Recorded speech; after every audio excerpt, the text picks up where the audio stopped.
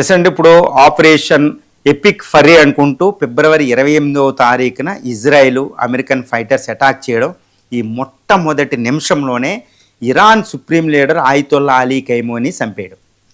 ఇలా Ayatollah Ali Khamenei చంపేస్తే Iran లొంగిపోద్ది.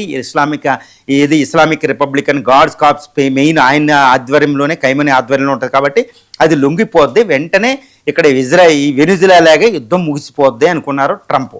కానీ కథ అడ్డం జరిగింది. దీనివల్ల ఇంకా రెచ్చిపోయి ఇరాన్ విధ్వంసం క్రియేట్ చేస్తుంది. మహా విధ్వంసం.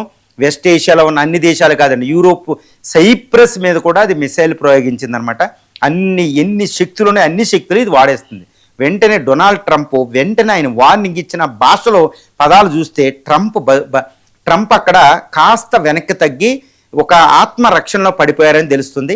ఎందుకు పడిపోయారంటే, ముందు ఈ యుద్ధం చెయ్యొద్దు, ఈ ఆయుధాలు చూపించి అటాక్ చేస్తాననే భయాంతోనే ఇరాన్తో ఏదన్నా గౌరవప్రదమైన ఒప్పందం చేసుకోవాలి, కానీ యుద్ధం మొదలవుతే చాలా ప్రమాదమని పెంటగాన్ రిపోర్ట్ ఆయనకి ఇచ్చినట్టు తెలుస్తుంది. కానీ డొనాల్డ్ ట్రంప్ ముక్కుసూటికి వెళ్ళి పెంటగాన్ రిపోర్ట్ను పక్కన పెట్టి మీరు ఎట్టి పరిస్థితుల్లో ఇరాన్కి లెసన్ ఇవ్వండి అనుకుంటూ ఆయన మొదలుపెట్టి మొండిగా ఉండడం వల్ల యుద్ధం జరిగిందని తెలుస్తుంది. అంతేకాని ఈ పెంటగాన్ రక్షణ శాఖ మాత్రం ఇది యుద్ధం చేయడం ఇష్టం లేదు. అందుకనే యుద్ధాన్ని 45 రోజులు మోహరించిన యుద్ధానికి వెనకడుగు వేసింది. కారణం ఫైనల్గా ఆయన మొండి పట్టుదలతో అటాక్ జరిగిందని మనకు తెలుస్తుంది. మరి ఇప్పుడు ఆయన ఈ అటాక్ పెంటగాన్ రిపోర్ట్ ప్రకారం ఏంటంటే ఇలా వస్తుందని డైరెక్ట్ ఫస్టే ఆయతుల్లా అలీ ఖైమోని వేయడం వల్ల లొంగిపోద్ది అనుకున్నారు. కానీ ఇంకా రెచ్చగొట్టి